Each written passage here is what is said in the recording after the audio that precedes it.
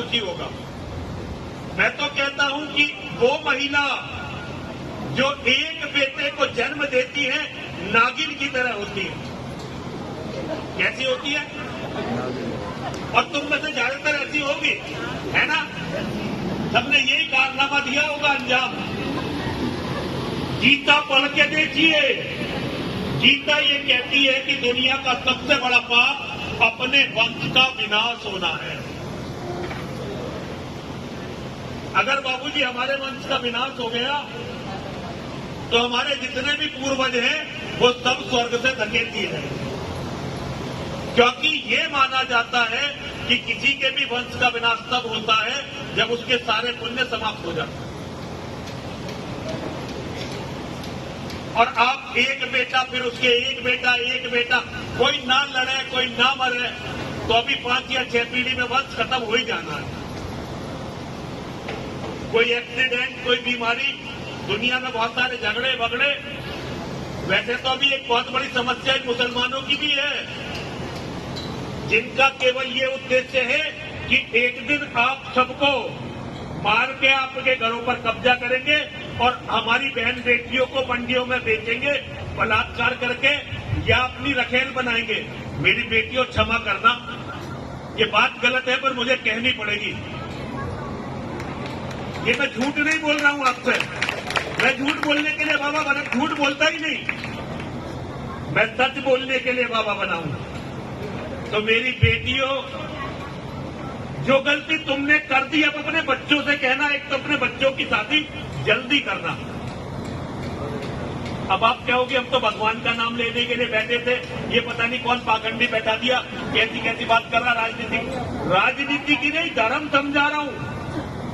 हम बाबाओं का काम यही है, हम आपके द्वारा दिए हुई रोटी को खाते हैं। हमने जो ये कपड़े पहन रखे हैं आप में से किसी ने दान दिए हुए, ये घड़ी आपकी दान दी हुई है, ये कड़ा, ये चश्मा, हर रोटी का टुकड़ा, एक भी रोटी का टुकड़ा हमने कमाया नहीं। आप गली के कुत्ते को रोटी डालने लगो, गली का कुत्ता भी आपका वफादार हो जाएगा। तो हम तो फिर भी मानव हैं। अब जब हमें आप रोटी दे रहे हो तो हमारा to भगवान से केवल यही कहना है कि भगवान सदैव आपकी रक्षा करें, आपके परिवारों की रक्षा करें, आपके बच्चों की रक्षा करें। और जो आपके बच्चों के, आपके परिवार के, आपके धर्म के शत्रु हैं, मेरी मां और मेरे महादेव उनका विनाश करें। लेकिन केवल प्रार्थना से नहीं होता बेटा, कर्म भी करने पड़ते हैं। कर्म प्रधान विश्व रचि राखा, जो जस करी तो तत्फल चाखा, सकल पदार्थ है जगमाही, कर्महीन नर पावत नहीं। भगवान ने ये जो जन्म हमें दिया है, ये जो दुनिया बनाई है, ये कर्म करने के लिए बनाई है। और दुनिया में हर चीज है, अपने कर्मों से हम हर चीज को प्राप्त कर लेते हैं। लेकिन अगर हम कर्महीन हो गए तो हमें फिर कुछ नहीं मिलता।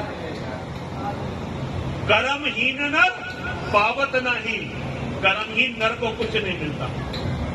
तो मेरी बहनों, मेरी बेटियों, मेरे बच्चों, मैं आजकल अपनी बहनों से, बेटियों से ही कह रहा हूं। आदमियों से तो कहना मैंने छोड़ दिया, तो समझते ही नहीं। तो मैं अपनी बहनों से, बेटियों से, माताओं से यही बात कहते घूम रहा हूं, अपने घर, अपने परिवारों को बचा लो।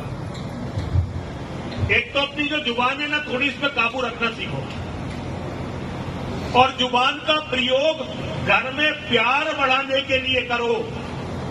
अपने पति को उसके भाइयों से, भतीजों से जोड़ने के लिए करो। ऐसा धरती पर कोई बेटा नहीं होता, कितना ही लायक बेटा हो, 1-2 बार जीवन में जरूर कहता है कि तुमने हमारे लिए किया क्या। और यही बात अगर देवर के लड़के, जेठ के लड़के कोई कह दें तो उनसे लड़ाई। अपने लड़कों की भी तो सब झेलते हो। ये सोचो कि वे भी तुम्हारे बच्चे हैं।